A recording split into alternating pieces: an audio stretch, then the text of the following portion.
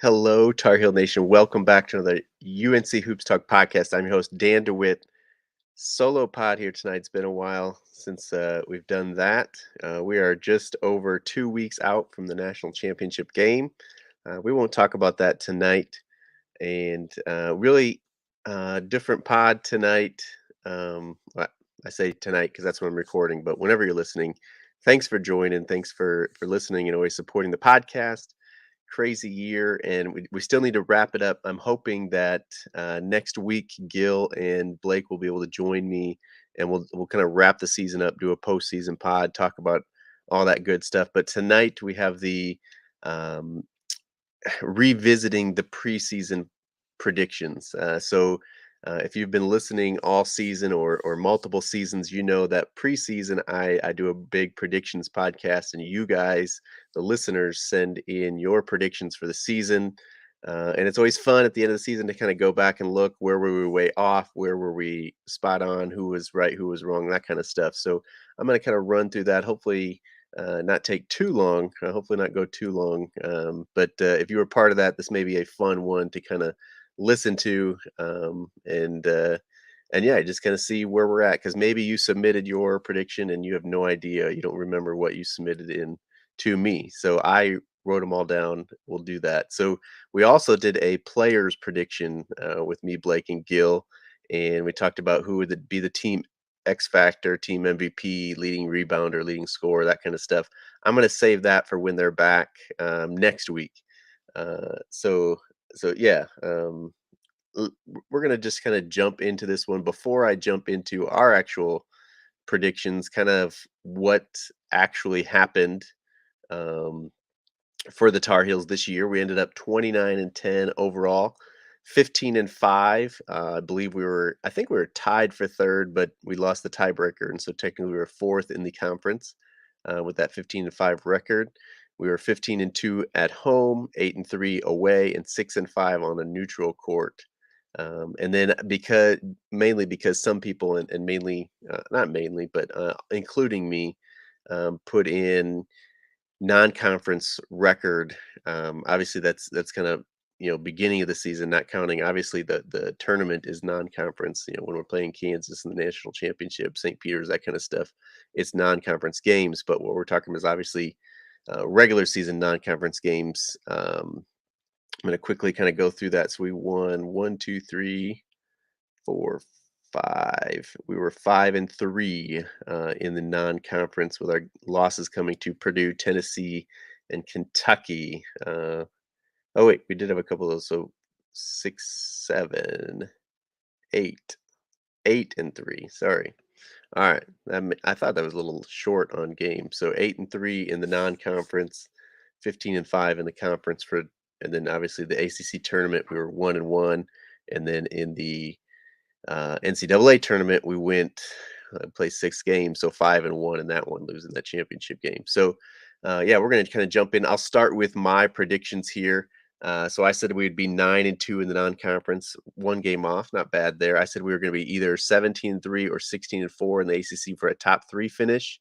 Obviously, depending which one of those you take, we're 1 or 2 games off, and obviously fourth instead of third. I said we'd win the ACC tournament, so not good there, not right there. And then I said we would lose in the Elite Eight for an overall record of 31-7 or 32-6. So I wasn't terribly far off. Let's see, overall record. What did I say? We were 29-10. So 3, 4 games off the overall record. Only 1 game off non-conference record. 1 game off of the ACC record. So not bad there. So jumping in, Mark Crisp, and I do have Twitter handles here. I don't know that I'm going to say all those tonight, but we're gonna try to go through here quickly. But Mark Chris sent in.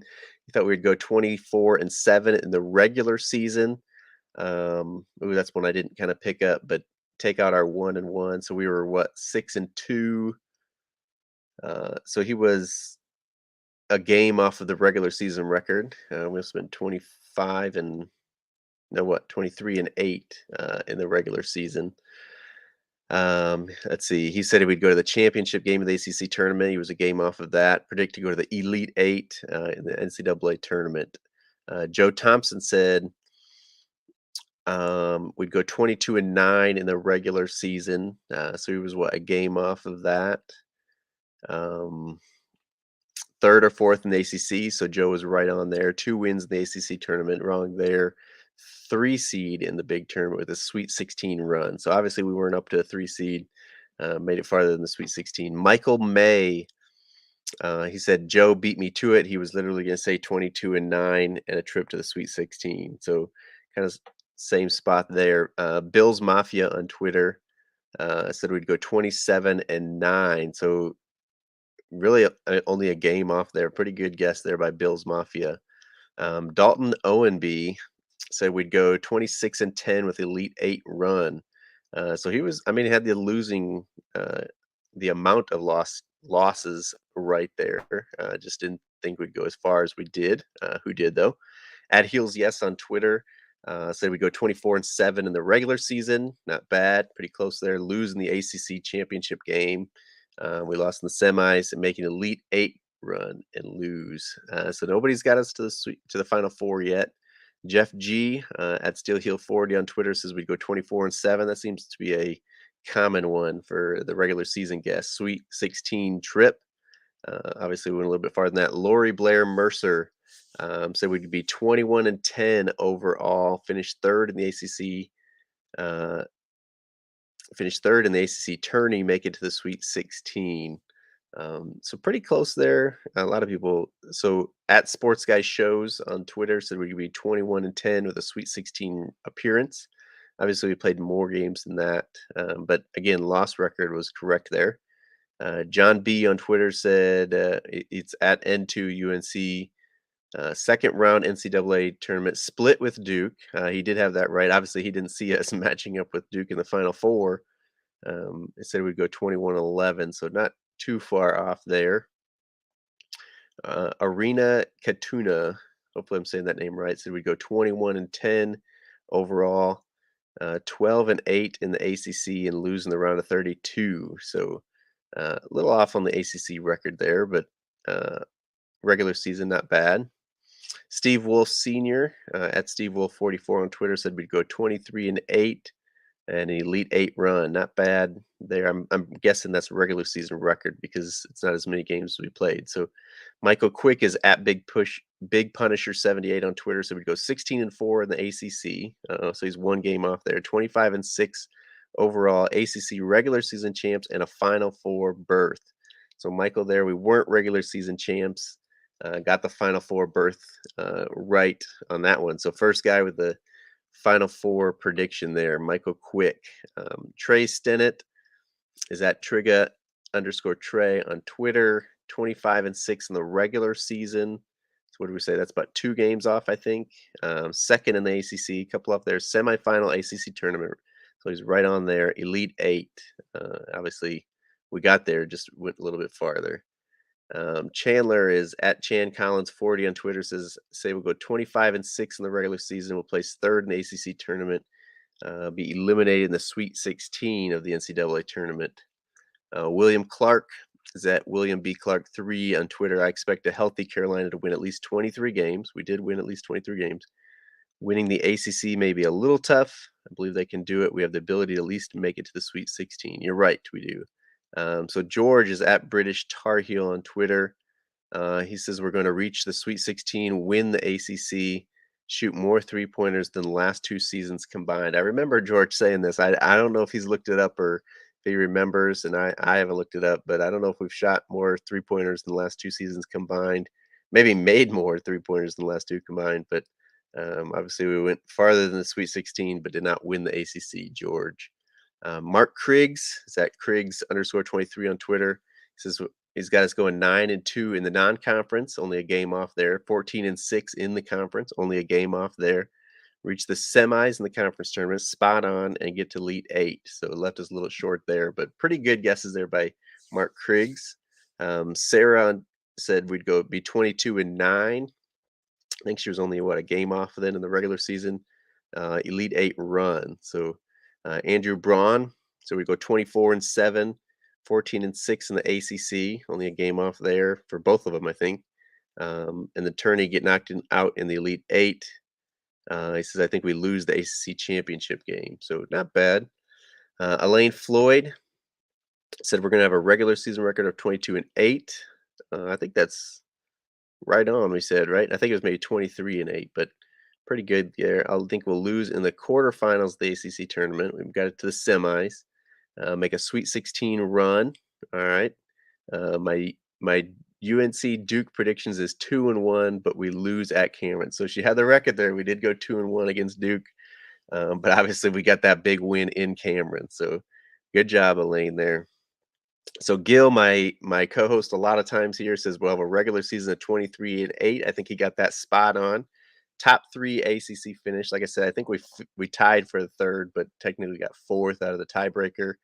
ACC tournament champ, so he's off there. Final Four berth in Hubert's first season. Um, Again, we went a little bit further in the Final Four. We get to the championship game, but pretty spot on there by Gil. I'm sure he'll have some stuff to say about that as we get into the next week's postseason podcast. So at DT Goulet on Twitter says we'd go 25-6, Final Four. I feel it in my bones. So again, now that we got three Final Four guesses or predictions there. So Blake, my other co-host, a lot of times here, says a top three finish in the ACC, pretty close there. Should be in the tournament with at least a 5 seed, 8 seed. Sweet 16, maybe Elite Eight if they get a good seeding, have a good strong postseason. So we did have a good strong postseason run. Even went further than Blake predicted, obviously into the Final Four and the championship game. So then off of Instagram, I was going to just quickly go through some of some of the comments here on YouTube here. So Mel says, I know you love the heels, but sometimes you pick with your head and not your heart. I never think we're going to pull a game out, even in the awful seasons. I expect to turn around in every game. Um, he says, I always say we're going undefeated. Yeah, I mean, I if you're trying to actually predict, you got to kind of use your head a little bit more than your heart, like you said. So John called out his split with Duke. Spot on there, John. Good work.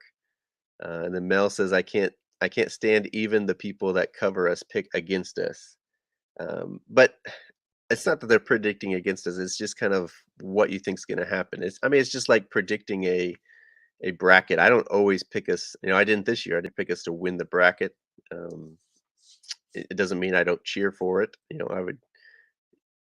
I would break my bracket, break my predictions here anytime to have us do better than what I predict. So John says British Tar Heel George is a riot since he's a newish fan. Fun to see what he thinks of things. Yeah, George is a good guy.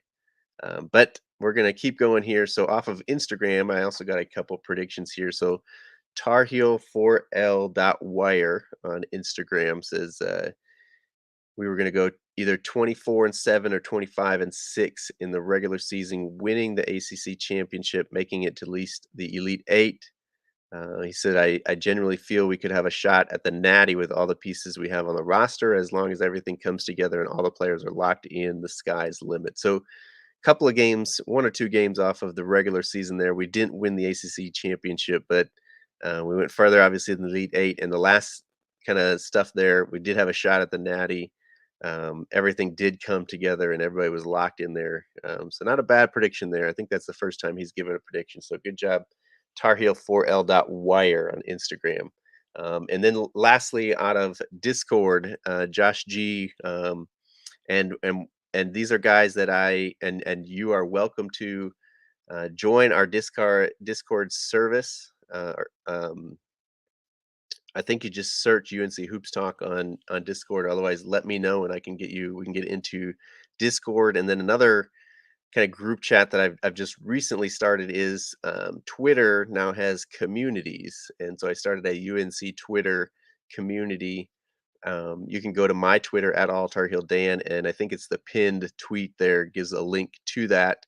Or at least just DM me and I'll give you an invite to join UNC Twitter community. So we'll kind of see what Twitter does with communities here. We're getting close to 100. Obviously, it's not a great time to start and to get people in, but it's not going to be just basketball. We'll talk about and put in relatable tweets to all UNC sports and stuff. Obviously, what I cover mostly is basketball, but we'll be talking about all UNC stuff, recruiting and just kind of anything that comes through. But it's a place on Twitter where a little more focused. There can be a lot of noise and junk on Twitter, so a little bit more focused on just UNC stuff. So if you'd like to do that, again, go to my Twitter at AltarHillDan, and the pinned tweet should be a link directly to that community. But anyway, off of Discord, Josh G says he'd go with a 24 and 7. Man, that record is what everybody was picking, which wasn't bad. It was only one off. Says my predictions based on the freshman class from last year taking a big step. Love in particular, leading us to a good tournament run. He went on to say that I think we have three really hard non-conference games: Purdue, UCLA, and Michigan. Obviously, we know we lost Purdue. UCLA turned into Kentucky in the CBS Sports line, which we know that didn't turn out well. Michigan was kind of our big win there for a while, and he said, other than that, I think we have a good we do good in that part of the schedule. Obviously, Tennessee is kind of the one he missed in there. We didn't do so well against them either, but he said conference play is pretty hard to predict. I think ACC is going to be better this year than last year. So I think we lose 4 to 6 conference games right in the middle of that. We lost 5. I think the ACC tournament is definitely winnable if we can get a double bye, which I think we will. We did get the double bye, didn't win it though, lost in the semis, obviously. Then he went on to say, I think this team can learn to play with each other and adapt to any changes in the system. They did do that at the end of the season. I think we have plenty of talent enough to be playing in the final couple of games of the year. You're right about that, Josh. Right now, I think we're gonna go. He's gonna go with an Elite Eight, but it wouldn't surprise me to see them go all the way. And pretty good prediction there, Josh. Good work. And that is, I think, all of the predictions I got this year. So if this is something you enjoy or something you want to kind of get your prediction in, I try to do this. I think pretty close. Obviously the schedule has to be out for us to kind of go through and pick it and stuff. I used to kind of pick every game on the podcast what I thought was going to happen. That takes too long now. We don't do that, but it's after the schedule's out. I want to say probably late September, middle of September, early October is probably when we usually do this. So keep an eye out, or just shoot me a message. Even I'll kind of flag you so that because a lot of people I go back and ask, all right, hey, what's your prediction this year? So I could do that if that's something you want to be involved in next year. If you'd like your prediction to be included next year. So before we go out here, other YouTube comments here. Mel says our fans trigger me with these low expectations. I guarantee Hubert thought we would win every night.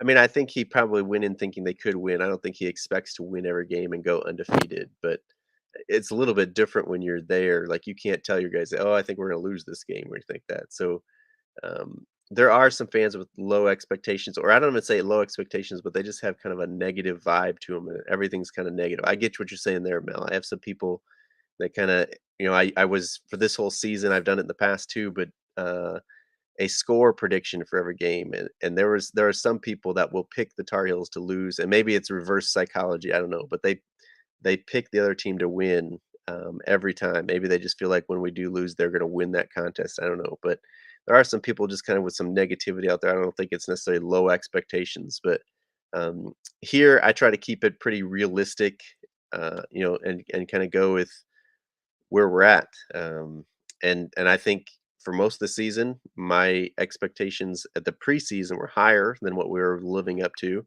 and then obviously the way we ended, my expectations were lower than what we actually did. I did not expect us to get to the Final Four, get to the national championship. I don't think anybody, when you were looking at December, January in there, I don't think anybody predicted us to go that far.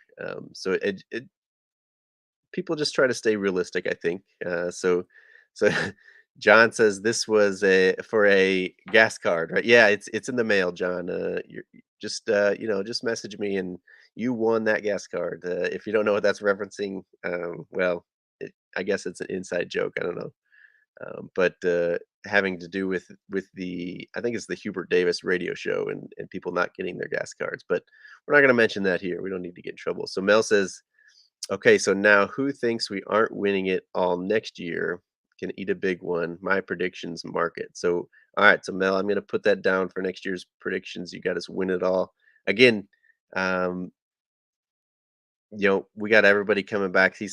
Mel says he feels better now later. All right, Mel, thank you for watching, for commenting. I do appreciate it, be able to jump in live here and give me comments, give me stuff to talk about, as especially when I'm doing these solo pods. But I'll put that prediction down.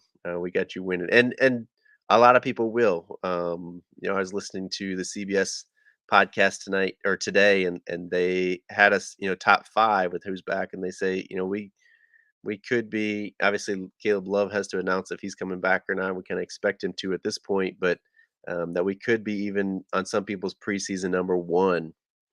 But I mean, UCLA was in that boat last year. They went to the Final Four, made that big run.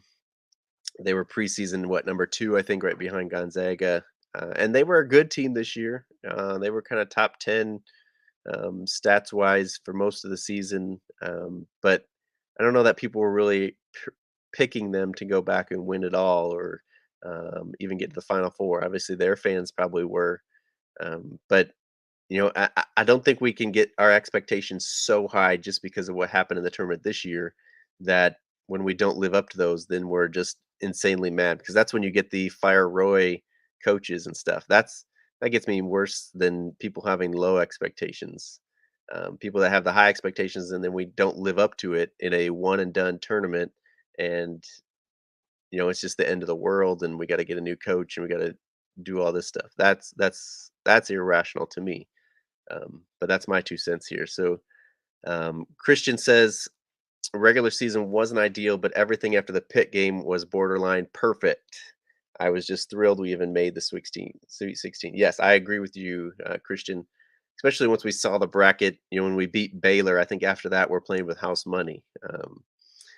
And then we beat UCLA, and like it's even more house money. And then it's like we're playing St. Peter's in the Elite Eight. We should go to the Final Four, and then obviously we have the huge matchup with Duke. That easily could have gone either way, big time. Even just not even thinking about going to the national championship, but just beating Duke in the Final Four, and the bragging rights that we get from that, huge. So yeah, it was house money after really for me after the round of 32 when we beat Baylor, and especially when you go back and think about that game where we're up 25, Brady gets kicked out, just the run they went on, the refs. I mean, I think we've kind of put it out of our mind because so much happened after that still, but um, pretty amazing. So John says we got some big shoes to fill with the two redeemed teams in 81 and 2016.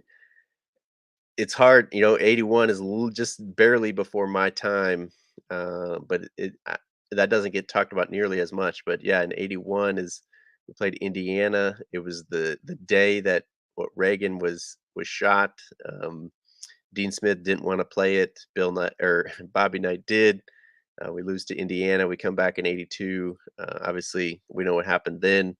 2016 is fresh enough in our memories. I'm not going to go through that one, so we know what happened there. But again, it's possible this team is going to have the talent.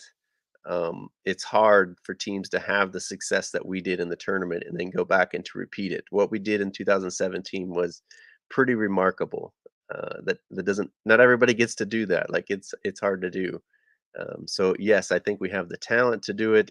It's possible, but I don't think we can get like expect it. I don't think we can expect that from that team, from next year's team. That's putting a lot of pressure on them even before stuff gets started. And I know they'll do it to themselves. Like their goal, like Armando Bacot is already saying, like he wants, that's why he's coming back. And obviously Leaky wants to do that. And Caleb Love, if he comes back, like that's why he's coming back is for the tournament. Um, but yeah, I don't think we can kind of put that pressure on them as fans, because then when they don't live up to it, then we're too negative about it. And that's not needed. So John says Manic has a brother, right? Yeah, he's gonna shave the beard and cut the hair, and he'll be Brady Bannock, whatever it's going to be. If only that was true. So there is one other contest. I don't know that I'm going to be able to go through here. I might have to kind of tally it up later and give the actual winner on the next podcast. But we do, or I did throughout the season, I did a scores prediction winner for each game.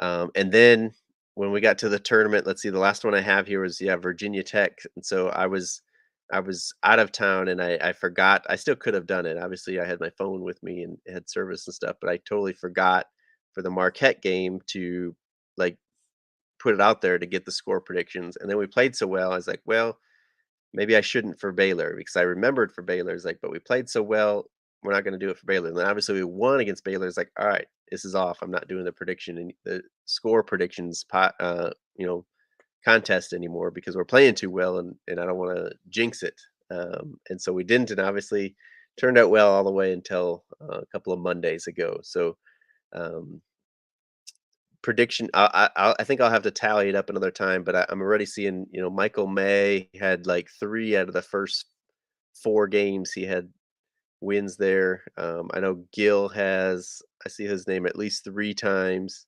Let's see, there's another. I know Michael May at least has 4. So yeah, I'm gonna have to kind of go in to get an official winner. Kind of tally those up, but we did have that contest as well, and I'll get those and we'll go. But yeah, we're through the predictions here again. Hopefully next week we will have a postseason podcast, just kind of putting the final bow on the season for the Tar Heels, and hopefully Gil and hopefully Blake as walk through that. I wanted to keep this one a little bit shorter, but I do thank guys for everybody jumping on live here, making these comments, and just kind of coming along with me on this one. If you're listening to this one later, I hope you enjoyed it. If you didn't have a prediction there, maybe it wasn't as fun to listen to, but hopefully next year then you'll give me your prediction and um, it'll be a little more interesting for you as well. But John, since Tar Heels owe me, they don't owe me anything. You guys don't owe me this.